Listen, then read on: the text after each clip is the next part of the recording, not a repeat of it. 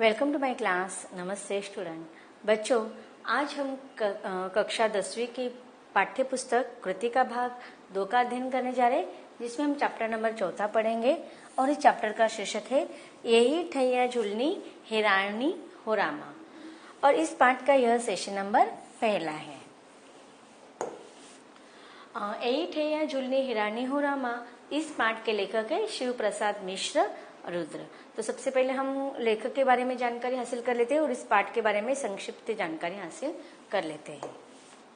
यही ठैया झुलनी हिरानी हो रामा, यह जो पाठ है वह शिव प्रसाद मिश्र रुद्र इनकी सन 1952 में प्रकाशित हुई एक अनूठी रचना मानी जाती है।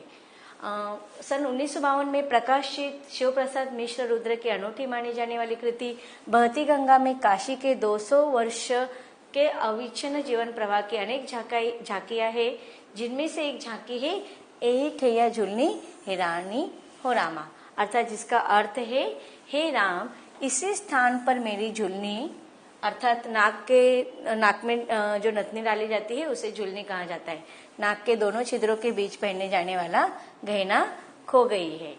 काशी की बेफिक्री अक्खड़ बोली बानी का अपना एक रंग है और इसी रंग से विद्यार्थियों को रूबरू कराने के लिए यह कहानी आपके पाठ्य पुस्तक में संकलित की गई है। अब देखिए, यहाँ पर काशी इस स्थान के बारे में जानकारी दे रही कि वहाँ के रीति रिवाज, परंपरा, वहाँ की बोली भाषा कैसी होती है, इसका एक झलक विद्यार्थियों को पता चले, इसलिए यह पाठ आपके पाठ में पाठ्य पुस्तक में रखा गया है। यही ठैया झुलनी हिरानी हो रामा में यथार्थ और आदर्श दंत कथा और इतिहास, मानव मन की कमजोरियां तथा उदात्त तत्वों की अभिव्यक्ति है और यह सब अभिव्यक्ति हुआ है अपने विशिष्ट भाषागत प्रयोग एवं शैली शिल्प की नवीनताओं में। यह कहानी संगीत के माध्यम से एक अलग तरह की प्रेम कहानी को भी अंजाम दे दिया। अब जब हम ये कहानी पढ़ेंगे तो हमें एक प्रकार की प्रेम कहानी इस पाठ के माध्यम से पता चल रही है, लेकिन ये प्रेम कहानी से भी बढ़कर एक देशभक्ति पर समर्पित करने वाले 2 अलग अलग युवक और युवती का प्रदर्शन या चित्रण हमें लेखक इस पाठ के माध्यम से करा रहे हैं। बनारस में 4-5 के समूह में गाने वालियों की एक परंपरा रही है, जिसे हम गौनहारिन परंपरा कहते हैं। दुलारी बाई उसी परंपरा की एक कड़ी है। उसका परिचय एक संगीत कार्यक्रम में 17 वर्षीय टुन्ने से होता है, जो संगीत में उसका प्रतिद्वंदी था। टुन्नू और दुलारी के बीच में विकसित होता यह प्रेम गोपन भी है और प्रकट भी है, मानवीय भी है और अति मानवीय भी है, अस्वीकृत भी है और स्वीकृत भी है, वैयक्तिक भी है और सामाजिक भी है। अपने सारे अंतर्विरोध के साथ पलटा दुलारी और टुन्नू का व्यक्तिगत प्रेम का अंततः देश प्रेम में परिणत हो जाना ही इस कहानी का एक नया स्वर देता है। लेखक ने यहाँ तथाकथित समाज की मुख्य धारा से बहिष्कृत और उपेक्षित समझे जाने वाले वर्ग के अंतर्मन में व्याप्त जन्मभूमि के प्रति असीम प्रेम,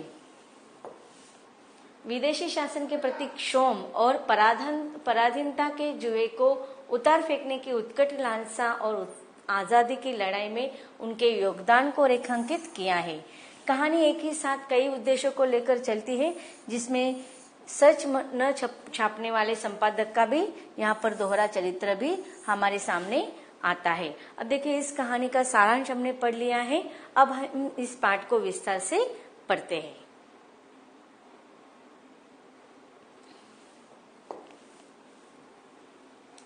बच्चों, हमारे पाठ का शीर्षक है यही ठैया झुलनी हिरानी हे रामा। अब जब हम पाठ का सारांश पढ़ रहे थे तो हमने इस पाठ के शीर्षक का अर्थ तो जान लिया है, और इस पाठ के शीर्षक पर हम सेशन पढ़ते समय अलग अलग पैराग्राफ को सेशन पढ़ते समय उसे हम समझ लेंगे। तो हम पाठ की शुरुआत कर लेते हैं। पाठ के लेखक है शिव प्रसाद मिश्र रुद्र। महाराष्ट्रियन महिलाओं की तरह धोती लपेट कच्छ बांधे दुलारी दनादन दंड लगाती जा रही थी। अब देखिए, यहाँ पर दुलारी इस महिला के बारे में लेखक ने वर्णन किया है कि वह महाराष्ट्रियन महिलाओं जिस प्रकार से धोती लपटती है, धोती का अर्थ हमें यहाँ पर साड़ी है कि जो साड़ी पहनाई जाती है महाराष्ट्रियन महिलाओं की तरह, उसने भी दुलारी नाम के एक औरत ने महाराष्ट्रियन महिलाओं के समान धोती लपेट कच्छ बांधे दंड लगा रही है, अर्थात वह कसरत कर रही है। अब ये जो दुलारी जो है वह गौनहारीन परंपरा की औरत है, अर्थात गीत गाने वाली परंपरा जिसको समाज के द्वारा बहिष्कृत और बहिष्कृत किया जाता है। तो अब देखते हैं उसका एक एक कैरेक्टर, उसका एक एक व्यक्तिगत गुण हमारे सामने लेखक परिचय देने वाले हैं। लेखक आगे कहते कि उसके शरीर से टपक टपक कर गिरी बूंदों से भूमि पर पसीने का पुतला बन गया था। कसरत समाप्त करके उसने चारखाने के अंगोछे से अपना बदन पोंछा, बंधा हुआ जोड़ा खोलकर सिर का पसीना सुखाया और तत्पश्चात आदमकद आईने के सामने खड़ी होकर पहलवानों की तरह गर्व से अपने भुजदंडों पर मुग्ध दृष्टि फेरते हुए। तो देखो इस परिच्छेदों को पढ़ने से हमें क्या पता चलता है कि दुलारी जो है वह कसरत उसके जीवन में बहुत महत्वपूर्ण है। वह अपने शरीर के संबंध में बहुत ही बोलते ना कि हम बहुत तंदुरुस्त को महत्व देते हैं, तंदुरुस्ती को, तो उसी प्रकार वह अपनी तंदुरुस्ती पर कसरत के द्वारा, व्यायाम के द्वारा, एक्सरसाइज के माध्यम से वह अपने शरीर पर या अपने स्वास्थ्य को अच्छे रखने का प्रयास करने वाली महिला है। पसीना सुखाया और तत्पश्चात आदमकद आईने के सामने खड़ी होकर पहलवानों की तरह गर्व से अपने भुजदंडों पर मुग्ध दृष्टि फेरते हुए प्याज के टुकड़े और हरी मिर्च के साथ उसने कटोरे में भिगोए हुए चने चबाने आरंभ किए। उसका चनक चरवन पर्व अभी समाप्त न हो पाया था कि किसी ने बाहर बंद दरवाजे की कुंडी खटखटाई। दुलारी ने जल्दी जल्दी कच्छ खोलकर बाकायदे धोती पहनी, केश समेटकर करीने से बांध लिए और अब दरवाजे की खिड़की खोल दी। अब देखिए दुलारी का व्यक्तित्व हमारे सामने लेखक ने प्रस्तुत किया है कि वह बहुत ही अपने सेहत को तंदुरुस्त रखने का प्रयास करती थी और तथा जब कोई व्यक्ति उसके दरवाजे को खटखटाने आया तो उसने अपने सामान्य रूप में आ गई और वह दरवाजे के खिड़की के पास आ गई। बगल में बंडल सी कोई चीज दबाए दरवाजे के बाहर टुन्नू खड़ा था। उसकी दृष्टि शर्मीली थी और उसके पतले होठों पर झेप भरी फीकी मुस्कुराहट थी। अब देखिए यहाँ पर पहले परिच्छेद में लेखक ने हमें दुलारी का वर्णन किया है। अब दूसरा पात्र जो है टुन्नू इस कहानी का, उसके बारे में बता रहे कि जब उसने दरवाजे की खिड़की खोली तो उसने क्या देखा दुलारी ने कि हाथ में बंडल की कोई चीज दबाए हुए बाहर टुन्नू खड़ा था। उसकी दृष्टि कैसी थी? शर्मीली थी और उसके पतले होठों पर झेप भरी फीकी मुस्कुराहट थी। विलोल आंखें टुन्नू की आंखों से मिलते हुई दुलारी बोली, तुम फिर यहाँ टुन्नू, मैंने तुम्हें कहा यहाँ आने के लिए मना किया था ना। टुन्नू की मुस्कुराहट उसके ओठों में ही विलीन हो गई। उसने गिरे मन से उत्तर दिया, साल भर का त्योहार था इसलिए मैंने सोचा कि।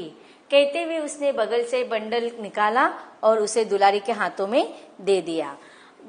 दुलारी बंडल लेकर देखने लगी। अब देखिए जो टुन्नू उसके घर पर आया था उसने कुछ उसके लिए लेकर आया था, बंडल दिखाई दे रहा है उसके हाथ में, लेकिन उसको देखते ही दुलारी ने उसको डांटना शुरू किया कि मैंने तुझे यहाँ पर आने पर मना किया था। और जैसे ही उसने उसकी नाराजगी भरी शब्द सुने तो टुन्नू की मुस्कुराहट चली गई और वह कहता है कि साल में एक ही बार त्योहार आता है इसलिए मैंने सोचा। और उसने वो जो बंडल आया था वह दुलारी के हाथ में थमा दिया और वहां से चला गया। दुलारी बंडल देखने लगी, उसमें खद्दर की एक साड़ी लपेटी हुई थी। टुन्नू ने कहा, यह खास गांधी आश्रम की बनी है, लेकिन इसे तुम मेरे पास क्यों लाए हो? दुलारी ने कड़े स्वर से पूछा। टुन्नू का शीर्ण वदन और भी सूख गया। उसने सूखे गले से कहा, मैंने बताया न कि होली का त्योहार था। टुन्नू की बात काटते हुए दुलारी चिल्लाई, होली का त्योहार था तो तुम यहाँ क्यों आए? जलने के लिए क्यों? तुम्हें कहीं और चिता नहीं मिली जो मेरे पास दौड़े चले आए? तुम मेरे मालिक हो या बेटे हो या भाई हो, कौन हो? खैरियत चाहते हो तो अपना यह कफन लेकर यहाँ से सीधे चले जाओ। और उसने उपेक्षा पूर्वक धोती टुन्नू के पैरों के पास फेंक दी।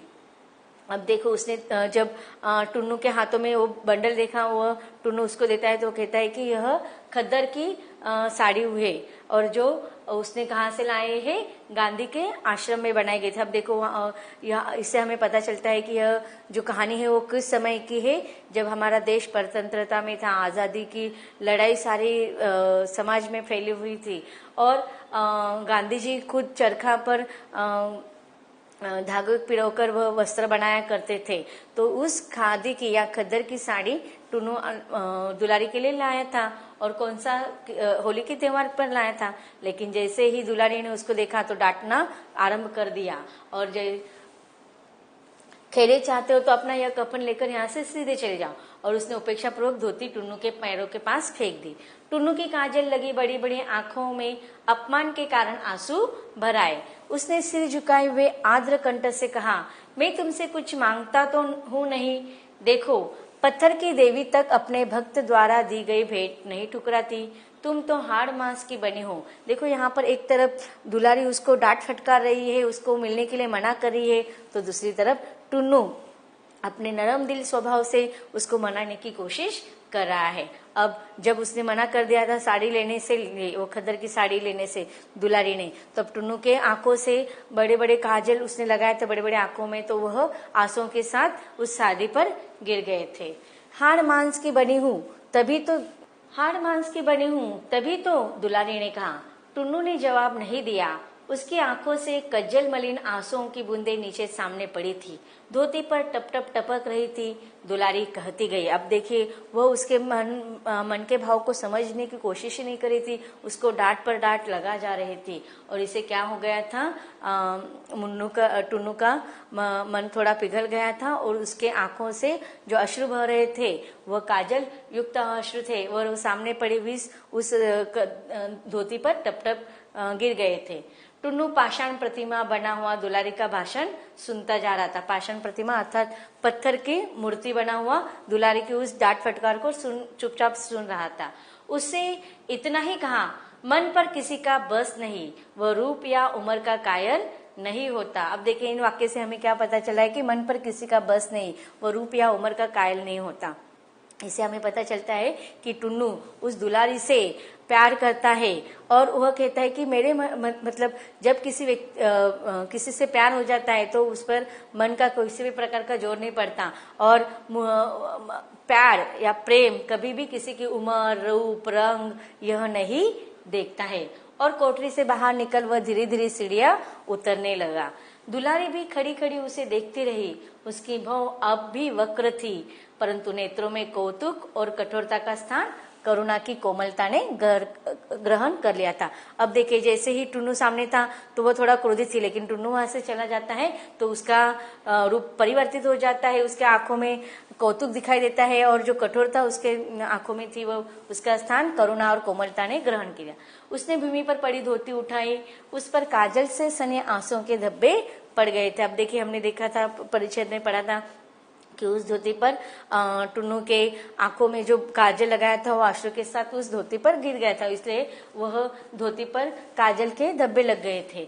उसने एक बार गली में जाते हुए टुन्नू की ओर देखा और फिर उस स्वच्छ धोती पर पड़े धब्बों को वह बार बार चूमने लगी। अब देखिए यहाँ से इस परिचय से हमें पता चलता है कि एक तरफ टुन्नू जो है जो 17 वर्ष का बालक है और दुलारी जो है वो गौनहारिन परंपरा की महिला है जो उसके उम्र में बड़ी है।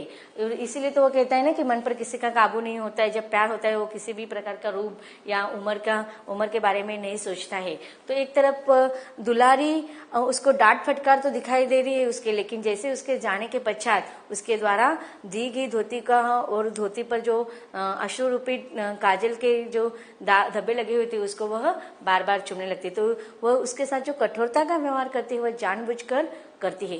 अब वो जानबूझकर यह व्यवहार क्यों करते हैं हम अगले परिच्छेद में पढ़ेंगे।